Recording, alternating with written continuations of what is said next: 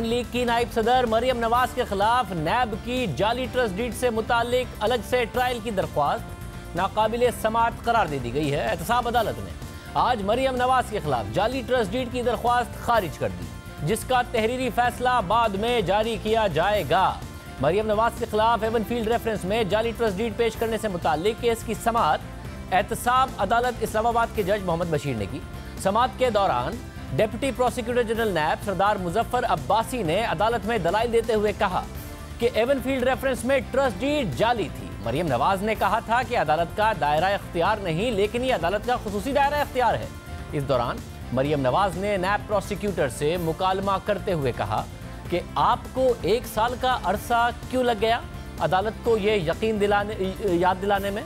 नैब prosecutor ने जवाब देते हुए कहा कि वही बता रहा हूँ। मरियम नवाज ने नैब प्रोसिक्यूटर से कहा कि आपने थोड़ी सी देर कर दी, बस 1 साल। जिस पर नैब प्रोसिक्यूटर ने जवाब दिया कि देर आए दुरुस्त आए, जिस पर मरियम नवाज के वकील ने कहा कि हर वक्त बंदा दुरुस्त नहीं आता। एहतसाब अदालत में दरख्वास्त दायर करना नैब का इख्तियार नहीं था, बल्कि ये अदालत के खुसूसी दायरा इख्तियार में आता है और दरख्वास्त दायर करने की 30 दिन की कानूनी मुद्दत भी ख़त्म हो चुकी है। लिहाजा नैब की दरख्वास्त को नाकाबिल समाअत करार दिया जाए। एहतसाब अदालत ने फरीक़ैन के दलाइल सुनने के बाद मरियम नवाज के खिलाफ नैब की जानिब से दायर जाली ट्रस्ट डीड रेफरेंस की दरख्वास्त नाकाबिल समाअत करार देते हुए खारिज कर दी। दूसरी तरफ एहतसाब अदालत के बाहर कुछ सियासी बातें भी हुई, कुछ कारकुनों की गिरफ्तारियों की खबरें भी सामने आई। मरियम नवाज ने पेशी के मौके पर एहतजाज रिकॉर्ड करने के लिए सियाह रंग का लिबास भी पहन रखा था, जिस पर लिखा था कि नवाज शरीफ को रिहा करो। जबकि समाअत के बाद जज अरशद मलिक की वीडियो का जिक्र भी होता रहा, मजीद सबूत लाने के इशारे भी दिए गए। आज मरियम नवाज ने मीडिया से बातचीत करते हुए कहा कि नैब को 1 साल बाद ट्रस्ट डीड का मुकदमा भी याद आ गया। वीडियो रिलीज होने के बाद उनकी याददाश्त अचानक वापस आई है। इसी तरह नैब की भी वीडियो रिलीज होने के बाद 1 साल बाद उनको याद आया है कि मरियम नवाज की कोई ट्रस्ट डीड थी, उस पर मुकदमा बन सकता था। तो भाई 3 महीने जो मैं बेगुनाह फिर कैद काट के आई हूँ, वो 3 महीने मुझे अदालत वापस कर दे। वो जो मेरी वालदा के साथ में, बीमार वालदा के साथ नहीं रह सकी, वो लम्हात मुझे वापस कर दें। और या तो कहें कि पहली सजा गलत थी, अब दोबारा देना चाहते हैं, या माने कि एक ही मुकदमे में 2 दफा सजा देना चाहते हैं, या माने कि इस मुकदमे में सजा नहीं है, वीडियो दिखाने की सजा मुझे दी जा रही है। सिर्फ यही नहीं, जब मरियम नवाज से किसी किस्म की बातचीत से मुतालिक सवाल पूछा गया तो उन्होंने कहा कि इस किस्म की बातचीत के लिए कुर्बानियां देना पड़ती हैं जो हम नहीं दे सकते। आपसे किसी ने राब्ता किया है, कुछ बताएंगे किसने राब्ता किया? देखिए, वो जो राब्ते होते हैं ना, उसमें जो चीज़ मांगी जाती है ना, वो मियाँ साहब दे सकते हैं ना मैं दे सकती हूँ।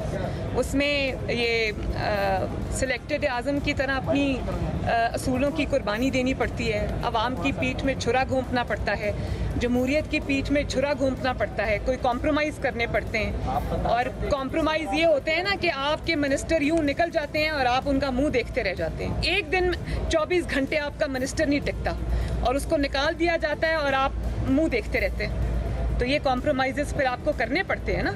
हुकूमत में सिर्फ आप होते हैं, चला कोई और रहा होता है, तो ये कॉम्प्रोमाइज़ भाई हमसे नहीं हो सकते। अब अहम बात यह है कि मरियम नवाज ने इस मामले पर तबसरा करते हुए कहा कि आपके वजीरों को एक दिन में हटा दिया जाता है, आप मुंह देखते रह जाते हैं। साथ में कहा कॉम्प्रोमाइज़ करने पड़ते हैं, कुर्बानियाँ देनी पड़ती हैं उसूलों की जो हम नहीं कर सकते। जब खुद उनके बराबर खड़े थे साबिक वजीर इत्तलात परवेज़ रशीद, जिन्हें नवाज शरीफ के दौर में ओहदे से हटा दिया गया था। और मरियम नवाज अपने एक इंटरव्यू में ये तस्लीम कर चुकी हैं कि नवाज शरीफ ने जो समझौते किए वो उन्हें नहीं करने चाहिए थे। एक तरफ आप फरमाती हैं कि वो नज़रियाती शख्स हैं, लेकिन आप ये भी कहती हैं कि पिछले 4.5 साल में उन्होंने बड़े समझौते किए जो उन्हें नहीं करने चाहिए। तो नज़रियाती आदमी समझौते तो कभी नहीं करता। मेरे ख्याल में वो समझौते उनको नहीं करने चाहिए थे। उन समझौतों को उनकी कमज़ोरी के तौर पे लिया गया और उन समझौतों की वजह से एक तासुर डेवलप हो गया। मियाँ साहब की जो हुब्बुल वतनी है, मियाँ साहब की जो सैक्रिफाइस करने की स्पिरिट है, उसको उन्होंने उनकी कमज़ोरी के तौर पे लिया। और I think he should have put his foot down. और उसमें उस कमज़ोरी को उन्होंने मियाँ साहब को फर्दर टाइटन करने के लिए इस्तेमाल किया, जो कि मैं समझती हूँ उनको ये सैक्रिफाइसेस या तो असूल पे समझौता नहीं करना चाहिए। खुद कह रही थी कि उसूलों पर समझौता नहीं करना चाहिए था और अब कह रही हैं कि आइंदा मैं समझौता नहीं करूंगी। आज इस मामले के अलावा जज की वीडियो पर भी तबसरे होते रहे। मरियम नवाज का कहना था कि जज के बयान हल्फी के जवाब और सबूत उनके पास मौजूद हैं, वो सही वक्त पर उनसे पर्दा उठाएंगी। किसी ने वर्गला के उनको कहा कि मुझे अपने घर बुला लो, तो वो वर्गलाए गए, वो उनके घर चले गए। किसी ने उनको कहा कि मुझे आपके घर का रास्ता नहीं आता, तो वो वर्गलाए गए और अपनी सब्ज नंबर प्लेट वाली गाड़ी उसको भेजी और कहा कि आ जाओ मेरे घर आके मुझे वर्गलाओ। अपने घर बुला बुला के कह रहे हैं कि प्लीज मुझे ब्लैकमेल करो ना। तो अगर कहानी गढ़नी थी तो कोई ऐसी कहानी घड़ते जिसको सुन के लोगों को हंसी ना आती। तो जज से गलती हुई है, उसकी सजा बेगुनाह नवाज शरीफ क्यों भुगते? और अगर आपने जज को मुअत्तल कर दिया है, उनको रिपैट्रिएट कर दिया, वो और बात है कि वो रिपैट्रिएट नहीं हुए। वो अभी यहाँ इस्लामाबाद में बैठ के इंटीरियर मिनिस्ट्री के साथ मिल के ये एफिडेविट्स वगैरह बना रहे हैं। तो अभी वो उनको ये पता नहीं है कि मेरे पास उनके एफिडेविट्स के भी जवाब हैं और वो सबूत है मेरे पास। वो कभी मुझे जब ज़रूरत पड़ी तो वो भी मैं बताऊंगी। तो मैं आला अदलिया से ये गुजारिश करती हूँ कि ये जो धब्बा लगा है अदलिया के ऊपर, इसको धोएं, अदलिया की साख को बहाल करें। और जब उनसे सवाल पूछा गया कि मजीद वीडियोस कब सामने आएंगी, तो उनका कहना था कि इंसाफ से मायूस हो गई तो वो कुछ भी करना पड़ेगा जो मैं नहीं करना चाहती। उन शख्सियात के नाम आप कब ला रही हो, वो वीडियो कब ला रही हो? देखिए, मैं न सिर्फ ये कि मुस्लिम लीग नून की मेंबर हूँ, मैं इस मुल्क की एक बहुत जिम्मेदार शहरी हूँ। मेरा किसी भी इदारे से ना कोई कॉन्फ्रंटेशन का इरादा है, ना मैं करना चाहती हूँ। मैं सिर्फ अपने जो डिमांड है उसको मैं महदूद कर रही हूँ। जो वीडियो सबूत मैं दिखा चुकी हूँ उसको मैं चाहती हूँ कि नवाज शरीफ को बेगुनाही के साबित हो जाने के बावजूद अभी तक इंसाफ नहीं मिला, उनको इंसाफ मिलना चाहिए। जब मुझे कहीं से इंसाफ नहीं मिलेगा ना, जब मैं बिल्कुल ना उम्मीद हो जाऊंगी, तो फिर मुझे अगर दीवार के साथ लगाएंगे तो जो मुझे नहीं भी करना वो भी मुझे करना पड़ेगा। मैडम, जब से आवाम के सामने लाना पड़ेगा। मैडम, ये वीडियो लीक करके गलती हुई है। मुझे बस ये आ रहा है कि ये वीडियो मुझे पहले रिलीज करनी चाहिए। बार बार मजीद वीडियो सामने लाने की बातें हो रही हैं। जो पहले की वीडियो है मरियम नवाज का, उस पर मौक़िफ़ है कि अगर किसी को लगता है कि वो टेम्पर्ड है तो उसका फोरेंसिक करा लिया जाए। जबकि ये सारा मामला इस वक्त सुप्रीम कोर्ट में ज़ेरे समात है, जिसकी अगली समात 23 जुलाई को होगी। देखना होगा कि सुप्रीम कोर्ट इस मामले में क्या तरीक़ाकार तय करती है और ये मामला कहाँ तक जाता है। लेकिन जाली ट्रस्ट डीड पर मरियम नवाज के खिलाफ जो नैब की दरख्वास्त आज नाकाबिल समात करार दी गई है, उसकी क्या वजूहात थी, इसका क्या असर पड़ सकता है, इस पूरे मामले पर हम बात करेंगे। साबिक जज शाखावर साहब और नैब के साबिक स्पेशल प्रोसिक्यूटर इमरान शफीक हमारे साथ एक दफ़ा फिर मौजूद हैं। शाखावर साहब, इमरान शफीक बहुत शुक्रिया। शाखावर साहब, आपने और इमरान शफीक आपने भी कहा था कि मेंटेनेबल ही नहीं है, डबल जेपर्डी का मामला भी है और 30 दिन के अंदर नैब को जाना चाहिए था। ये इतने अरसे बाद इनको ख्याल आया है ये नहीं हो पाएगी मेंटेन, और यही जज साहब का भी वर्डिक्ट सामने आया है। मगर ज़ाहिर है नून लीग नैब पे तो तनकीद करती है, जज साहब पे भी तनकीद कर रही है। आप समझते हैं कि ये पहले ही कह देना चाहिए था मेंटेनेबल नहीं है, या दुरुस्त किया कि नैब ने पहले दरख्वास्त दी, फिर उन्होंने मरियम नवाज को बुलाया और उसके बाद इसको का फैसला दिया कि ये मेंटेनेबल नहीं है, और नैब की सारी जिम्मेदारी है क्योंकि उनको पता था कि नहीं हो पाएगी, उसके बावजूद मरियम नवाज की प्रेस कॉन्फ्रेंस के अगले दिन उन्होंने ये किया।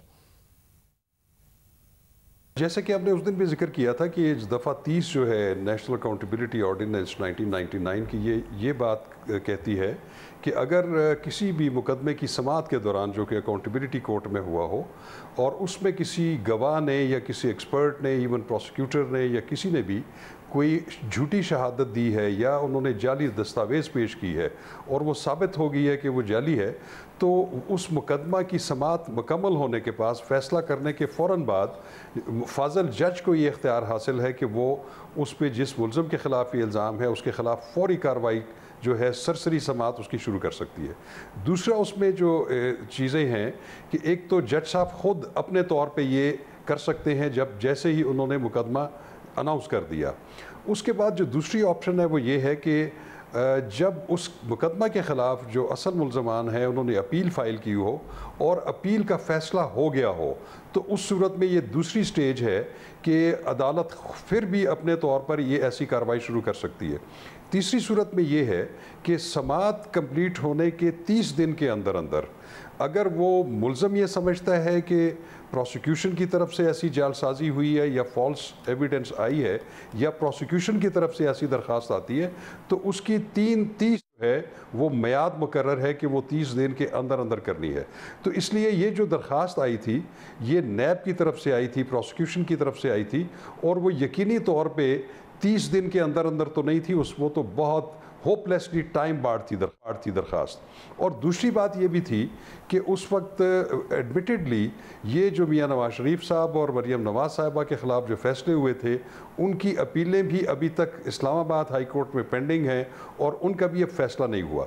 आज की जो दरख्वास्त खारिज की है मुअज़्ज़ज़ जज साहब ने, वो इन्हीं दो बुनियादों के ऊपर की है कि एक तो उनकी अपील अभी फ़ैसला शुदा नहीं है और दूसरा आपने इसको लिमिटेशन से बियॉन्ड जो है वो आपने दाखिल की है।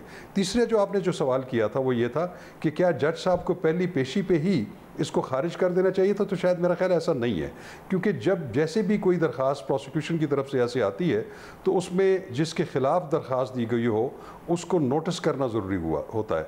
और आज भी ये हुआ कि आज नोटिस के पहले दिन ही जब मुअज़्ज़ज़ अदालत इस बात पे मुतमईन हो गई कि वो जो लवाज़मात हैं ये कार्रवाई करने के वो पूरे नहीं हो रहे, तो उन्होंने आज पहले दिन ही वो दरख्वास्त उनकी खारिज कर। इमरान शफीक, आप भी बताइएगा, यानी कि जज साहब ने तो जब दरख्वास्त आई तो जो उन्होंने करना था कानूनी तौर पर किया, उसके बाद वो मेंटेनेबल नहीं थी, फैसला दे दिया, तो नैब की बुनियादी जिम्मेदारी थी, तनकीद अगर बनती है तो वो नैब ही पर बनती है। देखिए खानदान साहब, इसमें पहले मरहले पर तो नैब को देखना चाहिए था कि हमें ये दरख्वास्त अदालत में फ़ाइल करनी चाहिए कि नहीं करनी चाहिए, और कानूनी माहिरीन के नैब का इस पर गौर करना चाहिए था। दूसरे मरहले पर जब अदालत के सामने ये दरख्वास्त आई थी तो अदालत भी इसको देख सकती थी कि ये दरख्वास्त मेंटेनेबल है कि नहीं है। लेकिन खदार साहब, इसमें ऐसे भी होता है कि बाज़ औक़ात जजेस नोटिस कर देते हैं ताकि दोनों पार्टियों को सुनकर भी किसी चीज़ का फ़ैसला कर दिया जाए और बेहतर असिस्टेंस हासिल हो सके। तो अगर कानून को पहले भी देख लिया जाए तो वो भी जज की डिस्क्रिशन है, और महज नोटिस दे देने से कोई ऐसी कबाहत नहीं होती। अगर अदालत उसको सुन के फैसला करना चाहे किसी को नोटिस दे के, तो वो भी कर सकती। और शाखावर साहब, फिर नैब के जो प्रोसिक्यूटर होते हैं, क्योंकि आप खुद स्पेशल प्रोसिक्यूटर नैब रहे, आप जज हैं, कानून को बहुत अच्छे तरीके से समझते हैं, तो प्रोसिक्यूटर्स को अच्छे से पता तो होता ही होगा कि जी ये टाइम बार्ड हो गई है, 30 दिन के अंदर हमें करना था, ये 1 साल बाद हम कर रहे हैं, तो इसका क्या फैसला आएगा। उसके बावजूद जैसे ही मरीम नवाज प्रेस कॉन्फ्रेंस करें, बाद में नैब फ़ौरन चला जाए एक पटिशन लेकर कि जो इन्होंने तो जाली ट्रस्ट डीड दी थी और वो मेंटेनेबल नहीं हो पाएगी, ये बात पहले से भी पता हो, तो फिर ये जो इल्ज़ाम लगता है नैब पर कि ये पॉलिटिकली मोटिवेटेड हैं, सियासी तौर पर मोटिवेटेड हैं, उस इल्ज़ाम को तक़वियत नहीं मिलती है इस किस्म के इक़दामात से। देखिए, बिल्कुल वो वक्त ऐसा था कि उससे एक दिन पहले जो है मरीम नवाज साहबा ने प्रेस कॉन्फ्रेंस की और अगले दिन नैब ने ये दरख्वास्त दे दी जो मेंटेनेबल भी नहीं थी, बज़ाहिर भी नहीं थी। तो देखिए, ऐसी जो भी दरख्वास्तें होती हैं, ये कोई सिर्फ प्रोसिक्यूटर नहीं होता कि जो दरख्वास्त लिख के दे देता है, अदालत में जमा करा देता है। इसके पीछे बाकायदा इसका एग्जीक्यूटिव बोर्ड में इजलास में ये, जिसमें director general, deputy prosecutor general, बाकी जो मुतलका इन्वेस्टिगेशन के लोग वो बैठते हैं, वो जब तक उसकी मंजूरी नहीं देते तो ऐसी दरख्वास्त प्रोसिक्यूटर नहीं लिख सकता। तो मेरे लिए हैरत की बात है कि जब ये एग्जीक्यूटिव बोर्ड में ये दरख्वास्त के बारे में फ़ैसला हुआ होगा तो क्या उसमें सेक्शन 30 के जो लवाजमात थे उससे क्या कतई नज़र हो गया था या उनसे सहवन ऐसा हो गया था, मुझे ऐसा लग नहीं रहा। मैं ये समझता हूँ कि वो इंतहाई जल्दबाजी में यह दरख्वास्त दी गई थी जिसका नतीजा आपके सामने आज निकला। और इंतहाई जल्दबाजी में अगर ये दी गई है तो चेयरमैन नैब को उनके एग्जीक्यूटिव बोर्ड के इल्म में लाए बगैर प्रोसिक्यूटर अपने तय ये नहीं कर सकता। ये जल्दबाजी में हुआ है सब और प्रोसिक्यूटर से कराया गया है नैब चेयरमैन की तरफ से। जी खान साहब, बिल्कुल ऐसे ही है, क्योंकि ये दरख्वास्त ऐसी नहीं है कि जो एक मुतफर्रिक दरख्वास्त नहीं है कि जो कि प्रोसिक्यूटर किसी भी लम्हे के ऊपर लिख के अदालत में दे सकता है। इसका फ़ैसला बाकायदा एग्जीक्यूटिव बोर्ड की मीटिंग में ही हो सकता है और वो यकीनी तौर पे, हमें तो रिकॉर्ड नहीं पता उनका, लेकिन ये इसमें दूसरी राय नहीं हो सकती कि ये दरख्वास्त एग्जीक्यूटिव बोर्ड की मंजूरी से लिखी गई। बहुत शुक्रिया। शाखावर साहब इस हवाले से सवालात उठा रहे हैं और बार बार चेयरमैन नैब के ऊपर जब से उनकी वो वीडियो आई है, मुबैना वीडियो, सवाल उठ रहा है कि वो कॉम्प्रोमाइज़ हो गए हैं। अब ये एक और फैसला सामने नजर आ रहा है जिसमें कानूनी तौर पर गुंजाइश नहीं थी। हम इमरान शफीक साहब से भी सवाल से पूछने। इमरान शफीक, आप समझते हैं, क्योंकि आप भी नैब के प्रोसिक्यूटर खुद रहे हैं, स्पेशल प्रोसिक्यूटर, के खुद भी ये फैसला हो सकता है या फिर वाकई एग्जीक्यूटिव बोर्ड चेयरमैन नैब की मर्जी के बगैर ये काम हो नहीं सकता था और प्रोसिक्यूटर को पता होगा कि ये मेंटेनेबल नहीं है, मगर मरीम नवाज की प्रेस कॉन्फ्रेंस के अगले दिन ये काम करना जो वो सवालात उठाता है? देखिए, नैब का प्रोसेस तो ये है कि जब कोई दरख्वास्त फाइल की जाती है तो वो नीचे से लेकर जब इनिशिएट की जाती है तो वो हर जगह डिस्कस की जाती है, हर फोरम पर उसका जायज़ा लिया जाता है, उस जायज़ा लेने के बाद अप्रूवल होती है, और जब चेयरमैन साहब इसकी प्रोसिक्यूटर जनरल और चेयरमैन जब उसकी अप्रूवल कर देते हैं तो उसके बाद वो अदालत में दरख्वास्त फाइल की जाती है। उसके अलावा कोई खुद से कोई प्रोसिक्यूटर जो है वो ऐसा करने की जरूरत नहीं कर सकता। नैब का एक पूरा मेकनिज़म है, उस पूरे मेकनिज़म को फॉलो करने के बाद ये दरख्वास्त फाइल होती है। खानदार साहब, इसमें एक और वजह भी है शायद जिसकी वजह से ये दरख्वास्त फ़ाइल की गई है अदालत में, दफ़ा 30 के तहत जो ये दरख्वास्त दी गई है, क्योंकि आप अगर देखें तो इस्लामाबाद हाई कोर्ट में जो मरीम नवाज़ साहिबा की ज़मानत हुई है, उस इस्लामाबाद हाई कोर्ट के उस फैसले में ज़मानत में जो इस्लामाबाद हाई कोर्ट के इस वक्त के मोअज़्ज़ज़ चीफ जस्टिस साहब और के बेंच ने ये फ़ैसला सुनाया है, उस फैसले में मरीम नवाज़ साहिबा के वकला ने एक सवाल उठाया और उन्होंने ये कहा उस अदालत के सामने, उनका मौक़िफ़ ये था कि नैब मरीम नवाज़ साहिबा को जो अदालत मोअज़्ज़ज़ जज साहब ने सज़ा दी है वो सज़ा 7 साल की और 2 मिलियन पाउंड जो उनको जुर्माना किया गया है, वो सज़ा गैर कानूनी है, इसलिए कि मरीम नवाज़ साहिबा को सेक्शन 9A12 के तहत सज़ा देने का अदालत को इख्तियार नहीं था, बल्कि अगर अदालत इसको ट्रायल करना चाहती थी तो इसका अलग से सेक्शन 30 के तहत ट्रायल होना चाहिए था, क्योंकि जो जाली ट्रस्ट डीड है वो उसका मामला जो है वो जाली दस्तावेज़ के मामले के तौर पर आता है, और जाली दस्तावेज़ अगर अदालत के सामने पेश की जाए तो वो उसके लिए कॉग्निजेंस अदालत के सामने अगर कोई दरख्वास्त आ सकती है या कॉग्निजेंस अदालत ले सकती है तो वो at the time of the pronouncement of the final judgement ले सकती है। और यही एक चार्ज भी फ्रेम हुआ था जो कि जनवरी 2018 में मोअज़्ज़ज़ अदालत ने, बशीर साहब की अदालत ने उस चार्ज को ख़त्म कर दिया, और उसके अगेंस्ट नैब ने एक रिट पिटिशन भी फाइल की हाई कोर्ट में, और वो रिट पिटिशन नैब ने विड्रॉ कर ली ताकि मुनासिब वक्त पर हम इसको फाइल करेंगे। बहरहाल वो मुनासिब वक्त तो ट्रायल के दौरान तक का था, और ट्रायल जब हो गया, मुकम्मल हो गया, उसके बाद चूंकि इस केस में कोई अपील भी फाइल नहीं हुई, तो बहरहाल अब इस्लामाबाद हाई कोर्ट के सामने जो बुनियादी पॉइंट है खानदादा साहब वो ये है कि मरीम नवाज साहिबा को सज़ा जो है वो दफ़ा 30 का इतलाक़ करके दी जानी चाहिए थी, या 9A12 के तहत जो सज़ा दी गई है 7 साल की और जुर्माने के साथ, वो ठीक दी गई है। इस्लामाबाद हाई कोर्ट ने जब मरीम नवाज साहिबा की ज़मानत को सस्पेंड किया है तो उसमें अदालत का जो प्रेमा फशाई व्यू आया है, अदालत ने कहा है कि अभी हम इस पर गौर करेंगे, जब अपील की मेन अपील की समाअत होगी उस वक्त इस पर गौर किया जाएगा और राय दी जाएगी, लेकिन अभी टेंटेटिव व्यू जो अदालत का है वो ये है कि दफ़ा 30 के तहत इसकी कार्रवाई अगर अदालत एहतसाब अदालत करती तो उसको देखा जाएगा। अब नैब ने इस पॉइंट को कवर करने के लिए गालबन ये दफ़ा 30 की दरख्वास्त जो है वो अदालत के सामने फ़ाइल की, लेकिन अब इशू ये पैदा हो गया है कि वो दफ़ा 30 की जो दरख्वास्त अभी फ़ाइल की गई है उसका 1 साल का टाइम गुजर गया है।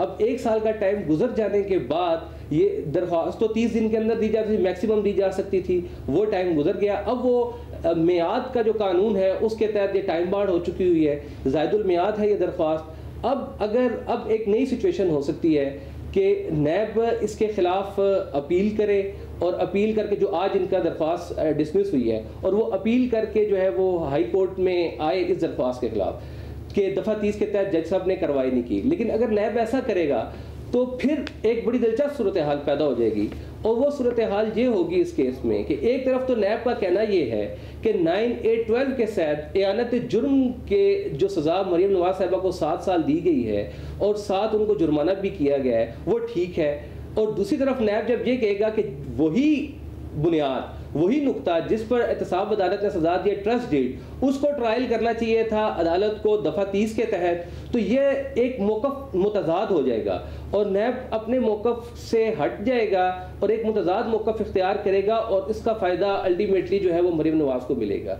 अभी भी सूरत हाल ऐसी है कि आज जो दरख्वास्त डिसमिस हुई है उसका अगर कोई भी पार्टी दोनों फ्रीकैन में से इवन अगर इसी की अटेस्टेड कॉपी लेके और मरीम नवाज़ के वकला भी नैब के इस मौक़िफ़ को अगर हाई कोर्ट में इस ऑर्डर को आज वाले और साथ जो एप्लीकेशन फाइल की गई थी नैब की तरफ से, वो एप्लीकेशन जो है वो अपीलें जहाँ ज़ेर समाअत इस्लामाबाद हाई कोर्ट में उन अपीलों के साथ इसको मुंसलिक करते हैं, तो वो अदालत के सामने ये पॉइंट एजिटेट कर सकते हैं और अदालत को ये कह सकते हैं कि देखें हम जो बात कह रहे थे कि दफ़ा 30 के तहत ट्रायल होना चाहिए था मरीम नवाज़ का, उस पोजीशन को तो नैब ने ये दरख्वास्त देकर खुद एडमिट किया है, अगरचे ये दरख्वास्त खारिज हो चुकी है ज़ायदुल मियाद होने की हैसियत से, लेकिन चूंकि हमारा मौक़िफ़ तो नैब भी यही मौक़िफ़ इख्तियार कर रहा है।